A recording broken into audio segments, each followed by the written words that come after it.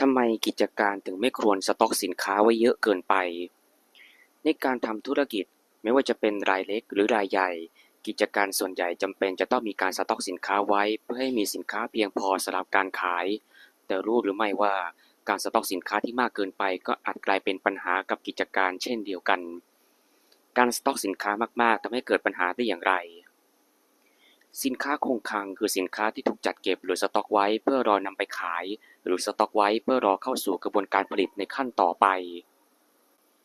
กิจการส่วนใหญ่จึงมักมีการสต็อกสินค้าคงคลังไว้เพื่อป้องกันไม่ให้การผลิตการขายหรือการบริการหยุดชะงักหากความต้องการสินค้านั้นเพิ่มสูงขึ้นนอกจากนี้การสั่งซื้อวัตถุดิบครั้งละมากๆเพื่อผลิตสินค้าเป็นจำนวนมากในคราวเดียวก็ทำให้เกิดการประหยัดต่อขนาดหรือ Economy of Scale แต่บางครั้งสินค้าคงคลังที่มีจำนวนมากจนเกินไปอาจทำให้เกิดปัญหาได้โดยเฉพาะหากสินค้าเหล่านั้นเป็นสินค้าที่เน่าเสียได้เช่นอาหารหรือสินค้าที่ตกรุ่นได้อย่างรวดเร็วเช่นโทรศัพท์มือถือหรืออุปกรณ์เทคโนโลยี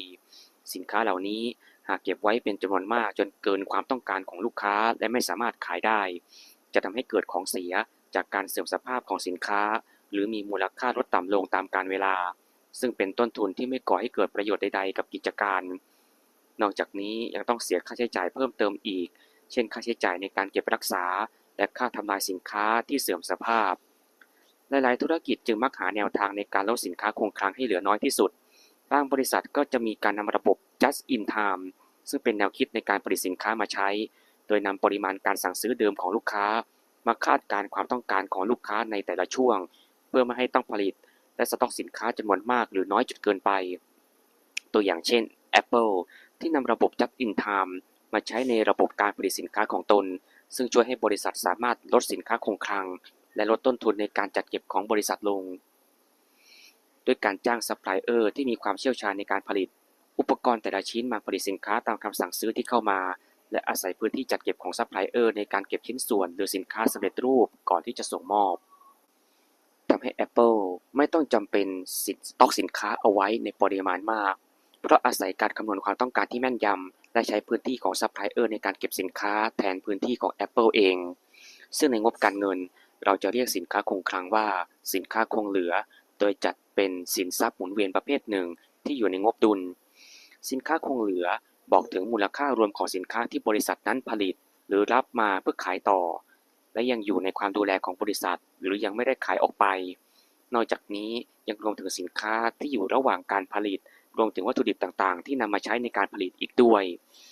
เมื่อบริษัทขายสินค้าหรือให้บริการแล้วสินค้าคงเหลือจะถูกบันทึกเป็นต้นทุนขายในงบกำไรขาดทุนด้วยความที่สินค้าคงเหลือคือหนึ่งในสินทรัพย์รวมของกิจการการเพิ่มขึ้นของสินค้าคงเหลือก็ทำให้สินทรัพย์ของกิจการมีมากขึ้นและอาจทำให้เราเข้าใจผิดคิดว่ากิจการนั้นกำลังเติบโตได้ในการอ่านงบการเงินนักลงทุนจึงต้องเปรียบเทียบสินค้าคงเหลือของบริษัทในรอบปีปัจจุบันกับรอบปีในอดีตว่าเพิ่มขึ้นอย่างน่าสงสัยหรือสอดคล้องกับยอดขายของบริษัทหรือไม่โดยเฉพาะหากกิจการนั้นมีความเกี่ยวข้องกับสินค้าโภคภัณฑ์เช่นน้ำมันที่มีความผันผวนของราคาสูงมากจนอาจทำให้บริษัทต้องตั้ง Stock Loss ซึ่งเป็นการขาดทุนที่เกิดจากราคาสินทรัพย์ในปัจจุบันลดต่ำลงกว่าตอนที่ซื้อมาจะเห็นว่าการบริหารสินค้าคงคลังเป็นอีกเรื่องที่ไม่ควรมองข้ามไม่ว่าจะเป็นร้านค้าขนาดเล็กหรือบริษัทขนาดใหญ่ซึ่งถ้าบริหารดีๆก็จะช่วยลดต้นทุนที่ไม่จำเป็นลงได้มากแต่ถ้าหากบริหารไม่ดีก็อาจทำให้เกิดปัญหากับกิจการได้เช่นกัน